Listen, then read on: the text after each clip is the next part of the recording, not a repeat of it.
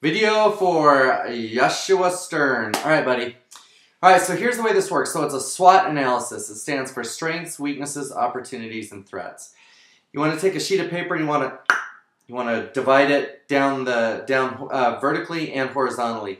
In the upper left corner of each quadrant, you'll write strength, weakness, opportunity, threat.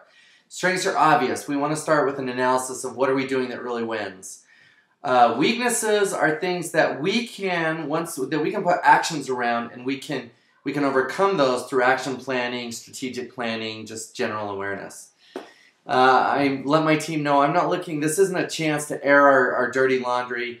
We genuinely want to understand what are our weaknesses and what actionable steps can we take to overcome them, and more importantly, who's going to do that.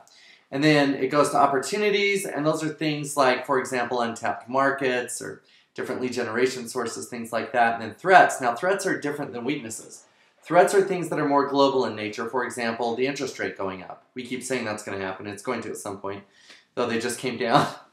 But nonetheless, threats are things like, for example, if Hill Air Force Base was to close, how that would affect our local market. And so having a discussion around what would we do if that were to happen is meaningful. I tell my team, I don't want you to pull threats out of the air just for the sake of having threats, because they've got to be it's got to be something real. So interest rates, stuff like that. So here's how I do it. I'll take those sheets of paper and I'll give my team that explanation, and I'll give them about a week to actually work on it for their department. And then we come back together and we do a SWOT analysis together. So what I'll do is I'll write on the whiteboard strengths, weaknesses, opportunities. I'll have someone in the group be the scribe and write everything down, and then I literally just take whiteboard markers, just drop them on the table, and I say, all right, come up and write what you wrote in the various columns. Now, if somebody else has written, this is what I tell them, if somebody else has written one of the things that you came up with, don't rewrite it, or don't write it a second time, just put a check mark by it. So once this is done, and you've done this for each section, then I'll go back through them and we'll circle the ones that have all the check marks, and those become the action items we want to focus on for the next year.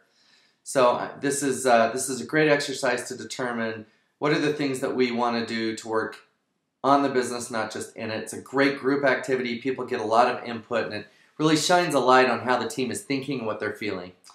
Please let me know if there's anything else that I can do to help you with this. I do it every year with my team. It's a great, great exercise.